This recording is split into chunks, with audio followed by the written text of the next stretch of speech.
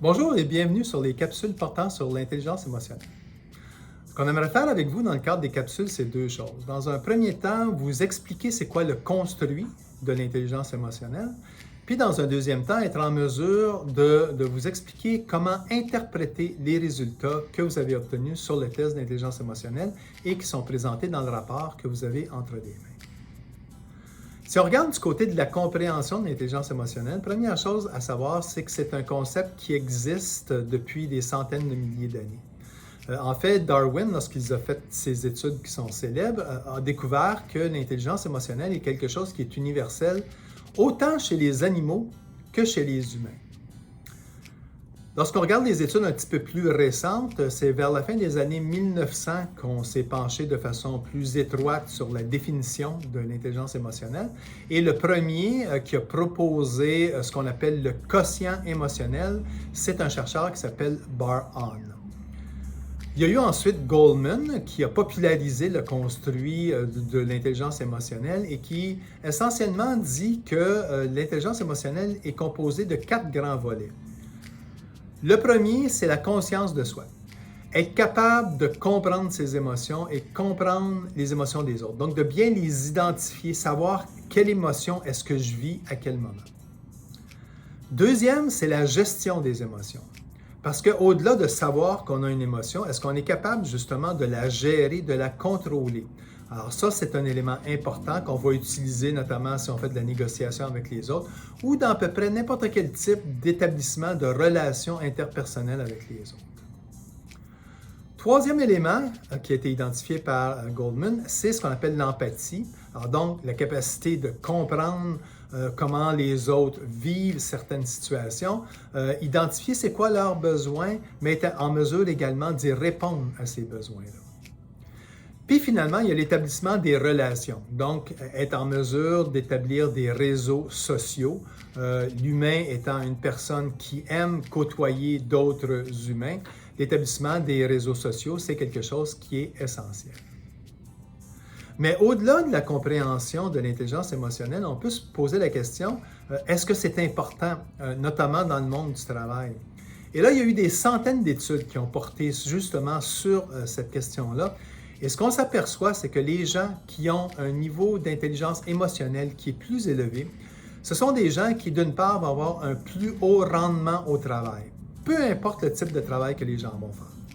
Deuxièmement, ce sont des gens qui vont également démontrer plus de créativité. Et finalement, ce sont des gens qui, généralement, vont avoir plus de leadership, soit dans leur groupe ou soit dans leur travail de gestionnaire ou de manager.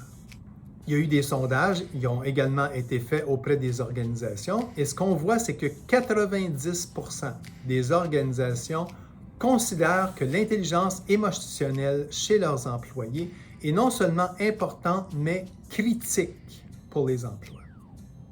Il y a même eu un rapport sur le futur des emplois qui a été publié l'an dernier et qui montre que l'intelligence émotionnelle fait partie des 10 éléments les plus importants qui doivent être pris en considération et que cette tendance-là va se maintenir au moins jusqu'en 2030. Maintenant qu'on sait jusqu'à quel point l'intelligence émotionnelle est importante, tant au niveau du travail que de l'ensemble des relations humaines, on peut se poser la question, est-ce que c'est possible de développer son intelligence émotionnelle ou d'améliorer son quotient émotionnel? Cette question-là touche en fait quelque chose de plus large qui touche au fait que est-ce que les caractéristiques humaines, celles-là en particulier, sont plus biologiques ou acquises? Lorsque je pose la question à mes étudiants, j'ai habituellement la gamme complète des réponses, entre le 100% c'est acquis jusqu'au 100% c'est biologique. Mais il y a eu en fait des études qui ont directement adressé cette question-là. Une des plus intéressantes, c'est une étude qui a été faite sur des enfants qui étaient adoptés. Et ce qui est intéressant avec les enfants adoptés, c'est qu'on peut évaluer leurs caractéristiques personnelles, notamment l'intelligence émotionnelle, puis voir jusqu'à quel point ces caractéristiques-là ressemblent plus à celles des parents qui sont soit biologiques ou soit des parents qui sont adoptifs.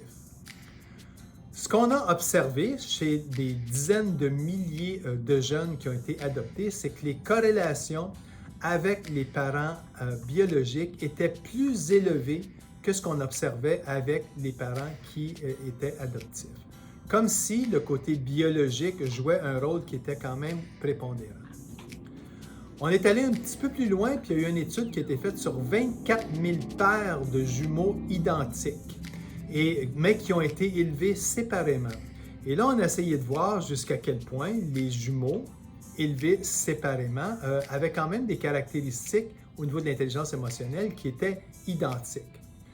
Ce qu'on s'est aperçu, c'est que pour les jumeaux identiques, on observait de très fortes corrélations entre ce qu'on observait au niveau de l'intelligence émotionnelle. On a également regardé que chez les jumeaux qui étaient non identiques et élevés séparément, la même chose, qu'il y avait quand même des bonnes corrélations et que lorsqu'on regardait les frères et les sœurs, à ce moment-là, les corrélations étaient un petit peu plus faibles. Ce que ça nous amène, c'est à tirer deux grandes conclusions. Premièrement, c'est clair que l'intelligence émotionnelle a un facteur qui est biologique. Donc, chacun d'entre nous, on arrive avec un certain bagage, certaines possibilités au niveau de l'intelligence émotionnelle. Certains sont beaucoup plus forts que d'autres à ce niveau-là.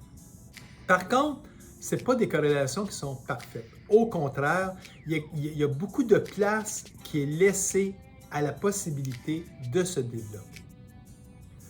C'est un peu la raison pour laquelle on a mis en place le test d'intelligence émotionnelle. Ce que ça va vous permettre de faire, d'une part, c'est de mieux vous connaître. Pourquoi? Parce que vos résultats vont être comparés à des dizaines de milliers d'autres personnes et va vous permettre de vous dire quelles sont vos forces et quels sont vos défis également en matière de gestion des émotions. Deuxième chose que le rapport va faire, c'est qu'il va vous donner des pistes de développement. Alors, si vous voulez vous améliorer, si vous voulez avoir un quotient émotionnel qui est plus élevé, bien, il y a un certain nombre de choses que vous pouvez faire et vous allez pouvoir tirer parti des suggestions qu'on va vous faire.